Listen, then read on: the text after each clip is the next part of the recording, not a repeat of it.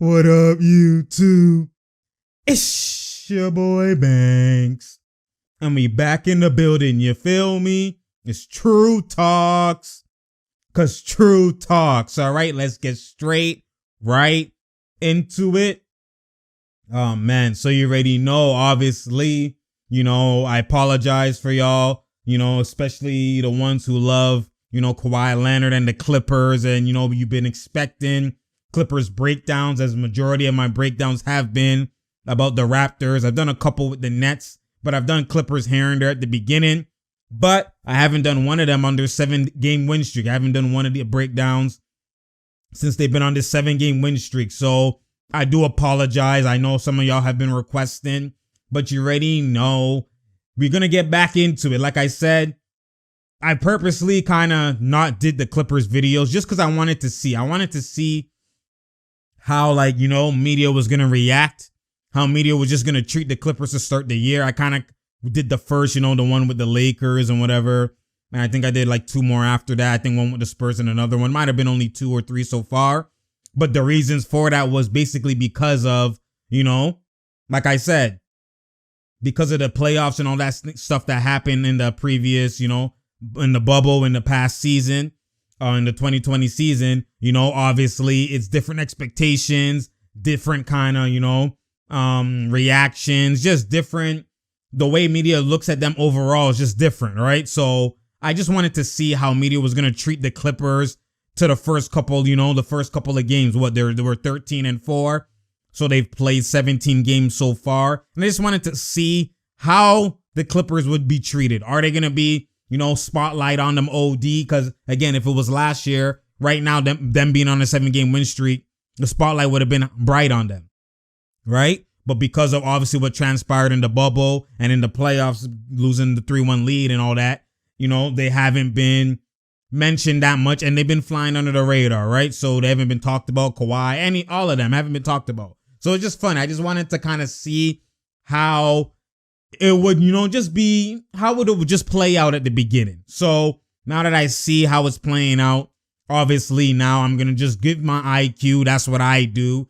And again, nothing has changed from what my assumptions coming into the season were of the Clippers. Nothing has changed. Like I told y'all, Ibaka, even Batum, especially Ibaka, just makes this team unlock. Like I told y'all from time and time again, the play style and just how things move. But anyways, the last game that they played was on Sunday, and they beat the Thunder home and home, right? Back-to-back games, they beat them, and now they're on a 7-game win streak, like I said. So again, obviously, I don't think the Kawhi and Paul George, I think they have to do with they have to be quarantined or something like that with the health and safety protocol, so they might not play this current game coming up today versus the Hawks. I don't think they're playing, so the win streak could be affected, and watch them now talk about them.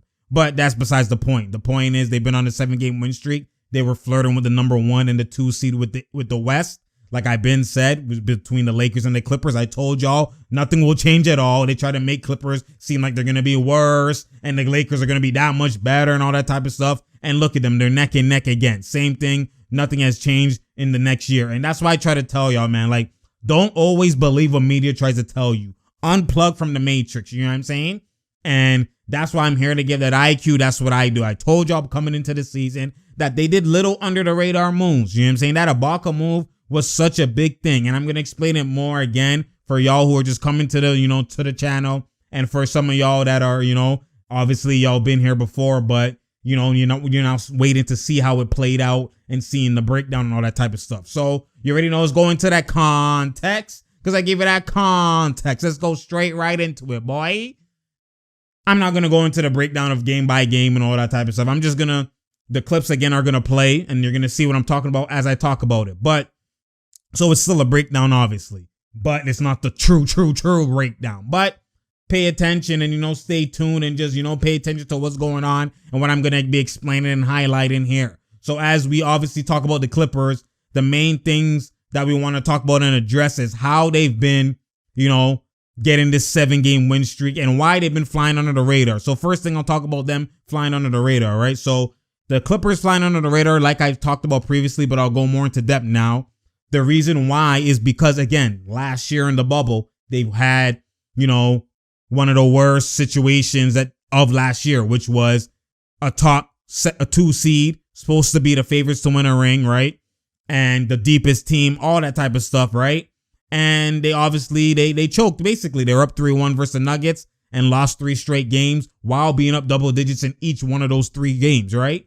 And they lost the 3-1 lead, and they lost in the game 7, and just terrible fourth quarter. Like, it was one of the most ugliest turnarounds, and it shocked. It shocked the world, and one of the most shocking events we've seen in recent times, actually, because it's not like someone was injured, all that type of stuff. So it was crazy. It was a big upset, obviously, right? So now that has happened, and in turmoil with that team, and then Doc, obviously resigns or leaves, or they fire him, whatever the case happened, and then now he goes to the Sixers, and then Ty Lue steps up and gets hired from the assistant to now the head coach, and a lot of these things happen, and then you now compile that with the fact that the Lakers took Montrez, right, from the sixth man of the year from the Clippers, right? They got Schroeder, and they got Wes Matthews. They got a whole plethora of players, right? And they are the champions as well. And it's like, oh my God, they're gonna repeat. They got 10 times better. This, that, and the third. So the focus has been on the Lakers. Now, not only that,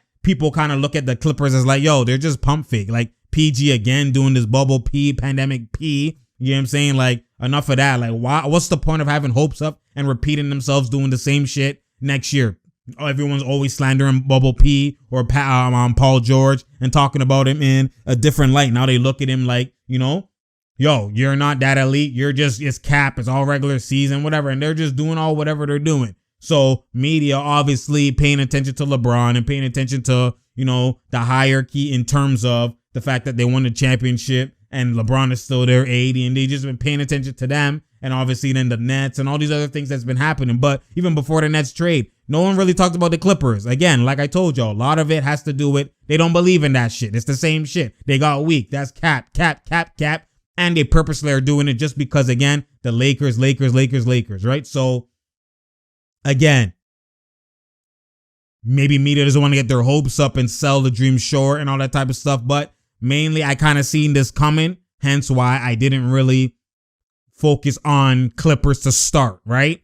I just wanted to, I said what I said at the beginning before the season, let it play out on 1-2, right? And then now let's go into it. Now they're on a 7-game win streak. I don't want people to say that I'm just doing it because they're winning, doing it because they're losing. No, y'all heard what I said before the season. My predictions for the top 3 seeds was already Lakers, Clippers, then Suns. That's already was my prediction. You know what I'm saying? Suns dropped off a little bit, but they did have, a couple like health and safety protocols. Like a lot of the records I don't really pay attention too much to right now, especially because, with the COVID and a lot of players are absent and stuff like that, in and out. Not really injuries, just, COVID tracing and health and safety protocols and all that type of stuff, right? So there's been not the majority of the most cleanest lineups and a little bit of changes here and there, and it affects the grand scheme of that. Not only that, these teams are coming together as like the Suns, a lot of new players, right?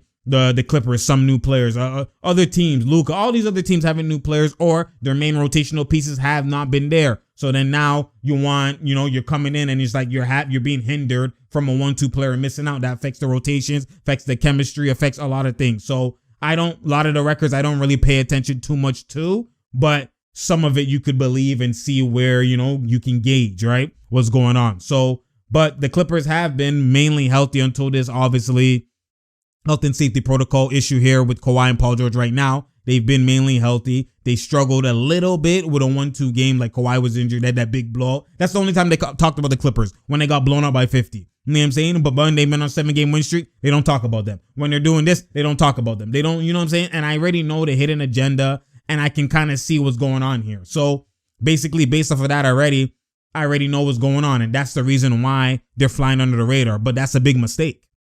That's a big mistake. I'm here to tell you that that's a big mistake. Media is making a big mistake. Like, if anything, if you love the Lakers and you love LeBron, if anything, you should do the exact same thing you did last year, which was boost the Clippers, pay attention to them, put the spotlight on them, and all of that type of stuff. And then most likely, well, not most likely, but, well, actually, if we're going to go off the same thing that happened last year, most likely with the brighter lights on them and all that type of stuff, you're going to have a crack. You're going to have, a failure. You're going to have something because the lights are bright. And only Kawhi has been the one who's been there.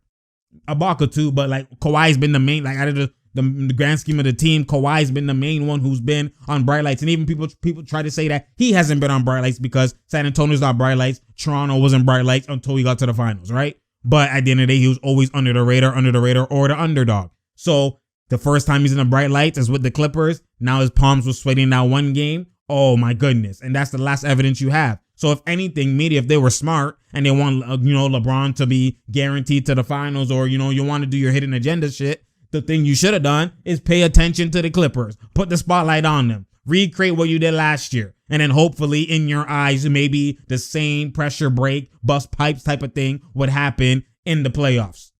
But you're going to let this team go under the radar? When media did that, I actually was smiling because I'm like, yo, you're actually nice in this team. That's what they want. They're the Clippers. They're the B team already. You know what I'm saying? Now you want them to go under the radar? Now you're letting them go under the radar? Kawhi thrives when he's under the radar, like y'all even say. PG thrives when he's under the radar, like y'all even say. And y'all aren't going to give them the bright lights? Y'all going to let them make mistakes? Y'all going to let them, you know what I mean? Bruh, come on now. That's the most scariest thing, to give this team a under the radar mentality. Now you fight, you give into their mentality. We're dogs, we're under the radar, not fight. They don't have to think about bright lights. Now they could just be who they want to be, or be who they are at heart, because there's no bright lights. And that's a mistake that y'all are making. Y'all not paying attention to the Clippers. Like, that's one thing you don't want to do is give Kawhi, give Paul George, give the Clippers guys who are already underrated, people who they're already cheesed about what happened last year. They're already under the radar type of players and underdogs already. Look, like Paul George went to Fresno and all that type of stuff. You know what I'm saying? You already have Kawhi, San Diego. They're already under the radar. They're already under the radar superstars. And now you want to give them the same treatment in terms of that in order to get a chip, in order to get into playoffs. You want to let them be under the radar again? Bro, the pressure's only going to be more on the Lakers. The pressure's only going to be more. You're setting the Clippers up for success. So I just been laughing because I'm like, yo, y'all don't want to do that. That's the one thing y'all don't want to do. But even then, besides that, that's just the one reason why they're under the radar. But under the radar is actually perfect. It's perfect scenario for the Clippers. They know that. They know that. You know what I'm saying? And if you pay attention, you know that too. But that's just something not even to get into the nitty gritty. Because if we get into the nitty gritty as to why this team is on a 7-game win streak, we get into the nitty gritty as to why this team is thriving, is everything that I've been told y'all. Now, a part of it, a lot of people are going to give credit to Ty Lue. Yes, that's part of it. But I can't give bare credit to Ty Lue because Ty Lue is having a different team than what Doc had. So I can't assess y'all the same. It doesn't mean I don't give credit to Ty Lue at all. I already knew he was going to come in and do this already. But he has a whole completely different personnel that Doc was never privy to, that Doc never had. Doc never had that luxury. And what I mean by personnel is the Ibaka factor. The Ibaka factor enables the Clippers, enables Kawhi to have the whole paint to himself off the pick and roll. Less chance of getting doubled. Or if he gets doubled, there's more space. There's people to pass to. You know what I'm saying? And that's something that he never had. He never had that capability because Kawhi won a ring with that capability, right? With the Raptors. He never had that capability or never had that play style unless they go hella small. That's like putting Morris at the 5 or putting JaMychal at the 5. So you're doing a disadvantage to get an advantage. But Ibaka doesn't give you a disadvantage. He gives you like similar to like what AD. Obviously, I'm not saying he's an AD, but I'm talking about he's a mobile big that can stretch the floor. And is not small. So that in itself gives you, it's like you're having a normal big lineup, but you're having the benefits of like, it's similar to like a Porzingis or a Jokic in AD, right? You have a smaller at the 5, 6'10", 6'11", but you're not hella small as if you had like a 6'7" or a 6'8" at the 5.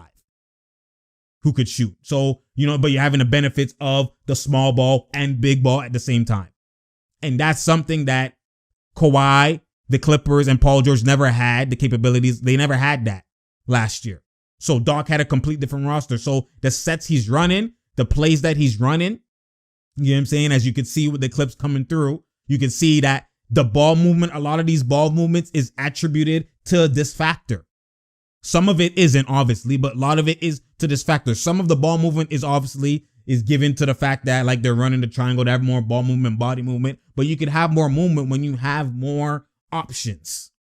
There's more things you could do, right? The defender has to honor this and that. So your ball movement actually works now because you can move the ball all day. If you have someone who's limited, like Zubac, who's stuck in the paint, you rotating the ball only does so much. That's why when Zubac is in the game, you see them run a lot of more PNR because it's a pick and roll situation. So off the pick and roll, when that guy helps off the corner, now you have movement. But it's harder to have movement in an isolated situation with Kawhi on the block, right? Or Kawhi at the mid post or at the free throw line or at the elbow, right? And him having the ISO there with Zubac in the paint. It's hard to have ball movement OD like that because now if he's to get doubled, they would only double off Zubac's man and they could gap and recover because by the time you pass to Zubac, he's there. They're shrinking the floor because there's one person who can't shoot that's on the floor. It's easier to get doubled, especially because Kawhi doesn't be doing like KD or Kyrie or those type of guys. He doesn't eat on the far perimeter or like Tatum. He doesn't eat on the far perimeter like that. He eats mainly mid-range. KD eats at the mid-range, but it's a lot of the time he starts from 3 before he gets to the mid-range. He'll get it from 3, come off the screen, then dribble pull up, or, but his starts from there. Kawhi, a lot of the times, starts from the midi, or even if he starts from 3, he's going deep mid-range. And he kind of just probes and he doesn't really look for his threes like that. Like KD has that ability to just pull up at any time. Right? So stuff like that is why Kawhi in a certain offense, there's more hindrance. That doesn't mean he can't do nothing. That's not what I'm saying. When I mean more hindrance, there's more limitations. There's lesser options than a guy. If KD was in the same situation, that's why you can see him play with DeAndre or even play. Not that Kawhi can't play with Zubac, but you see him playing with DeAndre, and it's not like you could double him OD because he could pull up from anywhere. So when you double him, he can still hit that DeAndre. He can still hit that Zubac. Kawhi, when he's doubled, because he's looking for specific things and he's more robotic, like when he moves, that's what the Nuggets, that's how they're like, he stopped his eating because they could double him and it's harder to now rotate, harder to pass, especially because you have Trez who can't shoot or you have Zubac who can't shoot. So they could double you off the pick and roll. They could trap you off the pick and roll. They could trap you off all of these things. And it's harder to get it to anybody or get it to the right option because you have one person who's canceled. But now when you have Ibaka there, as you can see, when Kawhi gets his ISOs a lot of the times, he's on the block or he's on the prim or on the mid-range high post or, low block. And Ibaka and everybody else is on the perimeter. So now when he gets doubled, swing, it's tray balls. Or they're reluctant to double because you have to honor Ibaka's pop ability off the pick and roll or just him spotting up. You have to honor it. So it's a complete different situation. So now you could run more offense. You could do more things with more space, put Kawhi in different situations and different personnel in different spots of the floor because he's not going to be limited because Zubac is not clogging with them or clashing with him or Trez. So that factor alone enables Ty Lue to do more things. It even enables him more to even run a triangle. It enables him more to do more things. And that's something Doc never had the luxury of having. So I can't assess what Ty Lue is doing in the grand scheme of the offense and say Doc is anus or he's fugazi with how he was moving with his play style. He had a different roster, different limitations. You know what I'm saying? Doesn't mean now Ty Lue is not doing better ball movement or doing better things, but it's 50-50. It's not one way. It's part, both are correct. So that's why I won't just knock on Doc because as you can see, look what he's doing with Philly, right? So anyways, now that play style, that Ibaka factor is so crucial. I said that coming in, like, I know I'm beating a dead horse or whatever the case is, but I have to repeat it because as you can see, like, bro, like the space that Kawhi has, like the man is going into the paint and is wide open or like even if two mans are on him, that's why he's able to hold the ball for so long and not get doubled and no double in sight. And then even he could do now keep his pivot and do a reverse pivot. I seen him do a 1-2, hold the ball and then now do a post fade. You know what I'm saying? Because no one's coming to double you. Now, even though Zubac, he does play with Zubac too as well, you know what I'm saying? But they're already in so much of a flow that now you're having two different play styles that, you know what I'm saying? It's you already know that it could work with either. You're not just limited to one. That's the component. you have one that is unlocked, and then now when the other one comes in, it doesn't really matter as much as opposed to before when they have Trez and Zubats in at all times, one of them in at all times. You're always in that one place out all times, no matter what.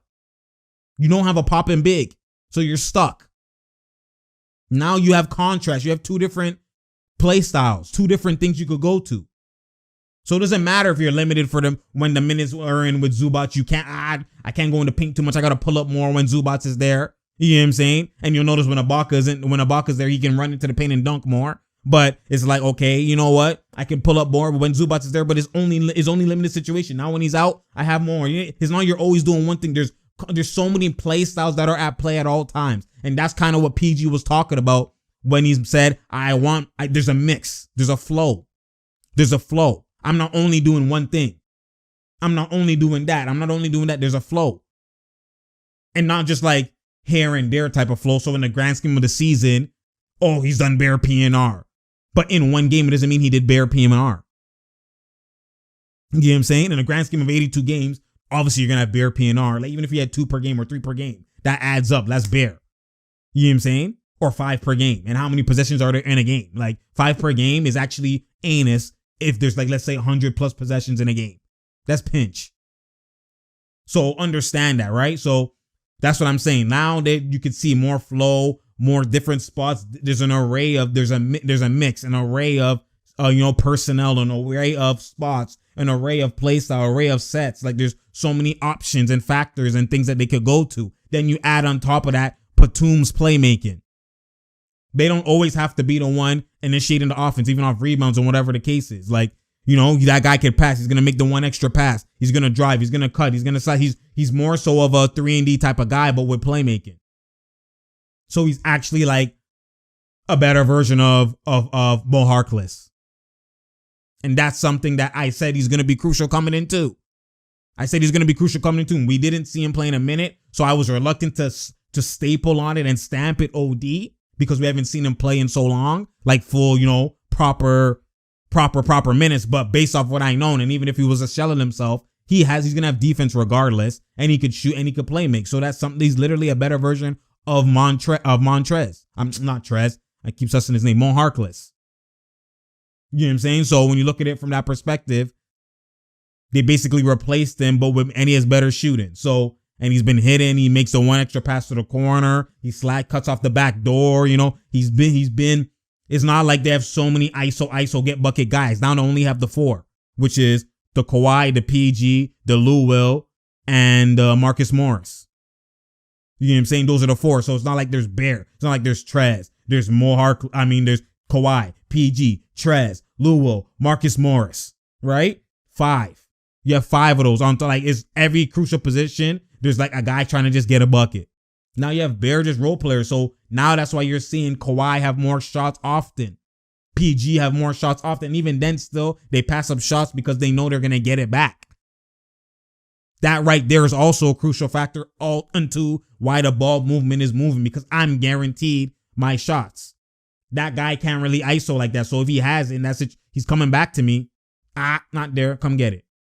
Let me go to the corner. Like those, that's the hierarchy is established. You know what I'm saying?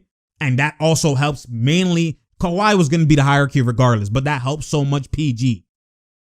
That helps PG a lot. You know what I'm saying? So when you look at it from that perspective, obviously Lou Will's playing. He's not playing the greatest right now. You know what I'm saying? And there's little kinks in here and there and all that type of stuff. But you have defense. Then just your offense. You don't even need great defense. If you have good defense in this day and age in the NBA, if you have good defense, but you have potent offense, you're going to always outscore that. You're always going to be potentially able to win the game.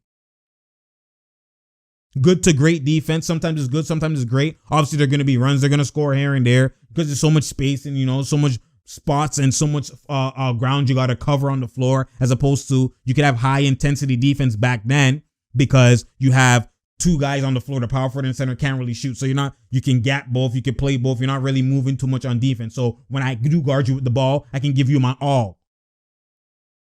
I could rotate and swing.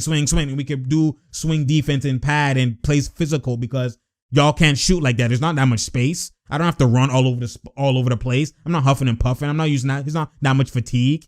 So the intensity is going to be higher. But when you have space, all these teams, they have a 5 that can shoot, or they have 4 guys with space, and there's only one guy that can't shoot. And so now when you pump fake and dribble, pull up, and pump fake dribble, and then that guy got to rotate, swing, gap, recover. Like, there's so much ground you got to cover, OD, that there's going to be plays where you're burst and you're just going to lazy close out. Or he's going to pump fake blow by or he's going to catch it and blow by. You're not going to cut off as well because, there's just, the pace is faster. There's more space. There's more ground you got to cover. So there's going to be more dead plays. All the great teams have plays like that. If you go watch, they have plays where like, God damn, that's atrocious defense. Oh my God. They have stretches of bad defense because it's just fatigue, yo. It's like, it's too much. The pace and speed, like if you pay attention, the pace, space, the ability is OD. Bare threes, rebound, push, change it, like 7 seconds less done. Like it's fatigue, yo. It's tiring. If you play ball, like it's literally tiring. So that, the fact that that's why I'm never going to say I'm in this era for a team to have like great lock-up, you don't do nothing defense. In playoffs, it's going to be like that because it's going to be slower pace. But in regular season, I don't really expect that too much. I just want you to have potent offense. You know what I'm saying? Potent offense.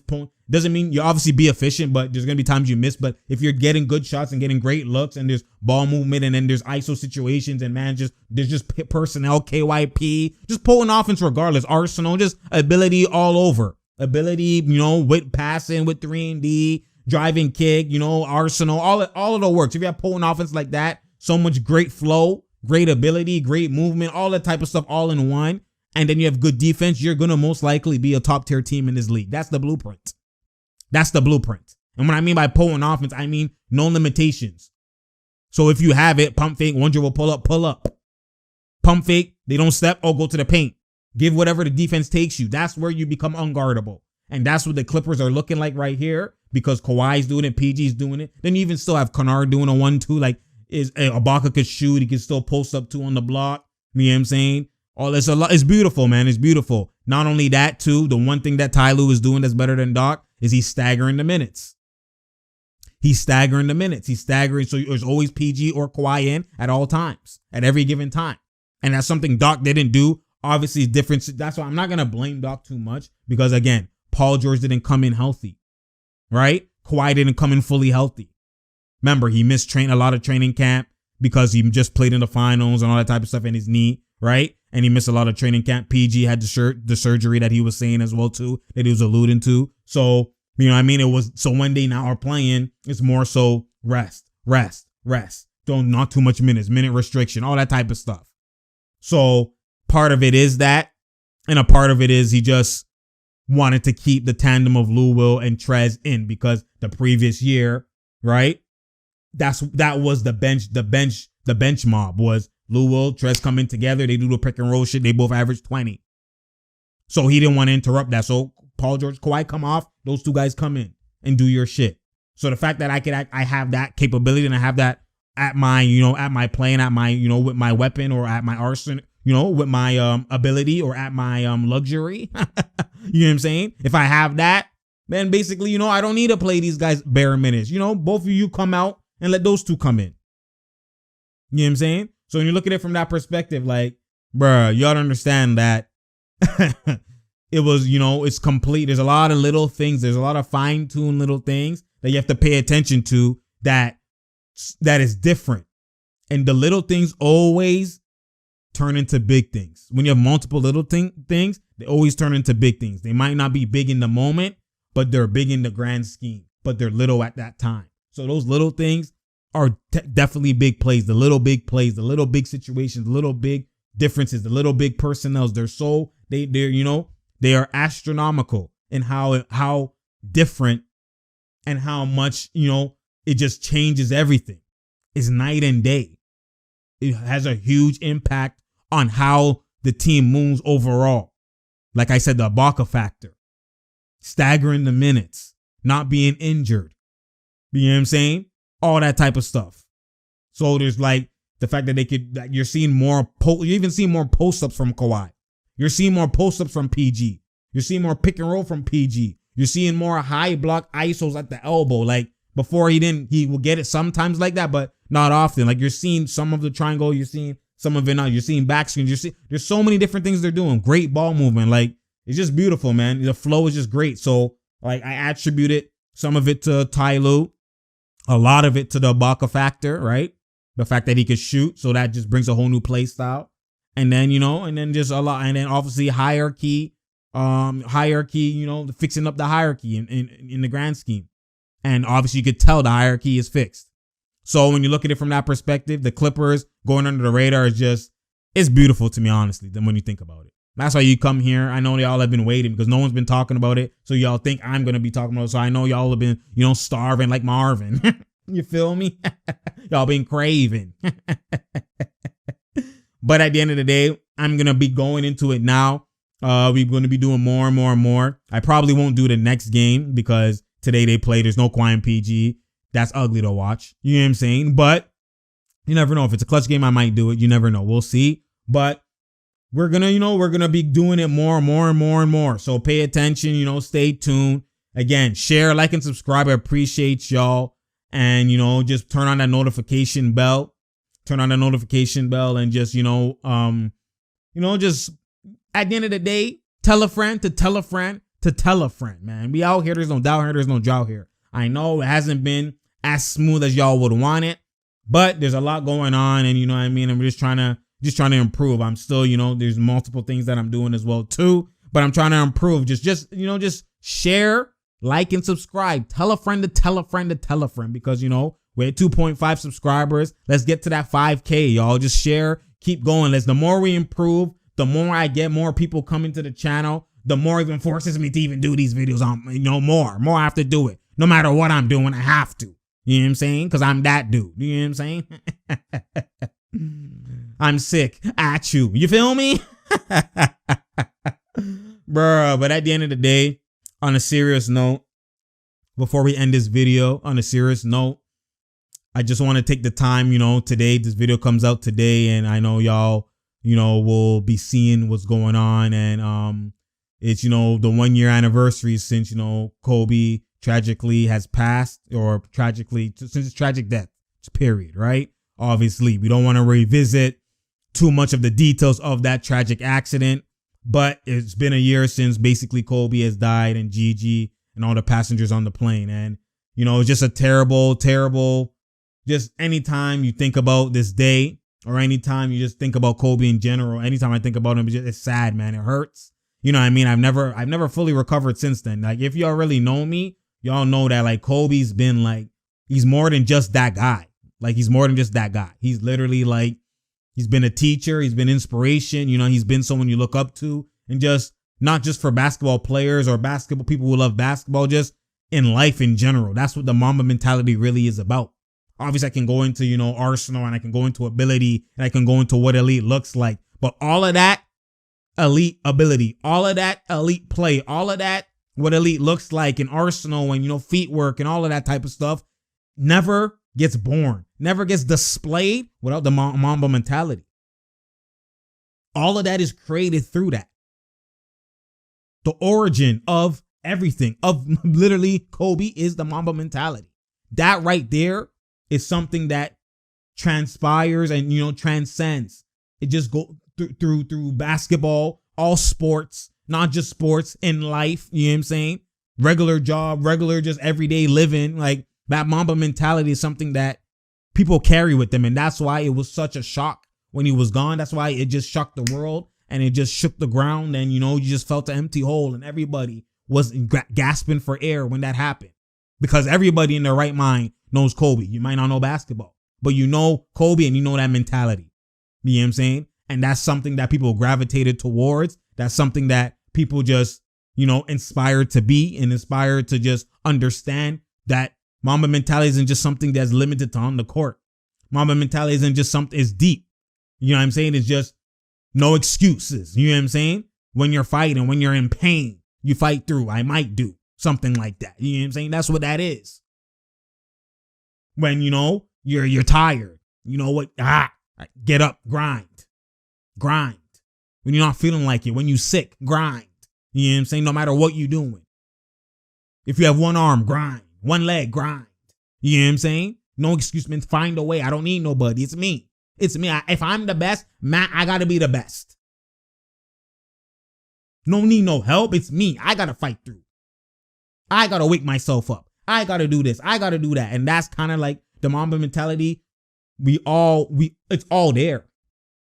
A lot of us apply it all the time or not. Well, Kobe applied it all the time. A lot of us apply it sometimes. One day, some of us apply it. Some of us don't apply it at all. Some of us try to apply it. We have that moment where we do, like, you know what I'm saying? Like, but at the end of the day, we all know what that is. Mamba mentality. We all know it's bigger than basketball. It's bigger than Kobe. And that's where I wanted to highlight on this day, you know what I'm saying? That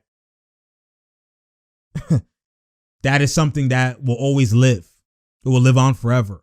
Not just his legacy, not just him being a legend, not just him being a great basketball player, a great ability, but that mentality is what you see transpires to the youth, transpires to the younger generation, transpires in older generations, transpires in everybody. You know what I'm saying? And that's something that, you know, I've always looked up to and gravitated towards. That's something that I just wanted to highlight and something that I wanted to, you know, just take some time to appreciate, because a lot of people just try and troll and Mamba mentality, just chuck up shots and whatever. No, it's doing what's necessary. Understand why Kobe was shooting on 4 guys or why he was shooting on 3 guys. If y'all can't do it, I will. I'm not going to be limited. I'm not going to be, you know what I'm saying, y'all told me because I can't, because it's hard. No, we don't take the easy way out. We take the hard way. Oh, because I'm double means you're telling me I can't score because I'm doubled? Are you out your mind? You gonna learn today. No excuses. I can't score. I can't do it. They just doubling me, guys. I have weak teammates, guys. No. 81. That's where that comes from. The scoring, people just look at it like he's hogging because he loves to score. Like, come on now. Understand. You love to score because of what the result is. The result is I need to win, which is why you've seen him not score in times when he needed to win as well. You've seen him give it to Shaq and let him eat. But I'm not going to go into his whole career and all of that type of stuff anyways. The point is, Mamba mentality, the origin of it, the real origin, if you really know what it is, it's about perfecting anything. Perfecting anything, like I said. No excuse mentality, not giving up. Grinding, putting that work in. Even when you don't feel like it, even when you don't want to, even when you feel pain. Pain is just a mentality thing. Body that. Body that. You know what I'm saying? You go into a stratosphere, a stratosphere that only certain mentalities could actually live in. And that stratosphere is where it looks like it's insanity. It looks like it's insane. This pain, do I really feel this pain? Is it really a feeling? Or is it just my mind reacting to something that hurt? So I got to change how my mind reacts. Yes, it don't hurt. It don't hurt. Fight through. And that's a deep level. Like, that's real deep when it comes to the Mamba mentality. So it comes with a lot of things. You know what I'm saying? It comes with a lot of things. It applies to a lot of things. So I just wanted to take some time to highlight that. And obviously it still feels surreal. Still feels, you know, like isn't like, bro, this is fake. It still feels like he's just going to come here and just be like, yo, you know, he's just going to, you know, talk to us and just give us insight about the game. And, you know, that's what it just feels like. And it's just sad, man. It's just sad overall. You know, obviously I don't like to, you know, indulge too much in the Kobe videos because, again, it's just reminiscing. It's just hard, man. It's just hard. It always is hard. Obviously you see him on the wall and you already know how I feel about Kobe. You know what I'm saying? If you know me, but it's just, at the end of the day, it's just hard, but we got to fight through. And that's what he would want, because we all have to have the Mamba mentality, especially when it comes to him. You know what I'm saying? But what hurts even more too is also the fact that, you know, Gigi, she was someone who was going to create a great legacy as well too and change a lot of things. And, you know, obviously it's unfortunate, but again, I don't want to harp too much on that and spend too much time, because I know it's a soft spot for a lot of people. It's a soft spot for me. It's a soft spot for some. You know what I'm saying?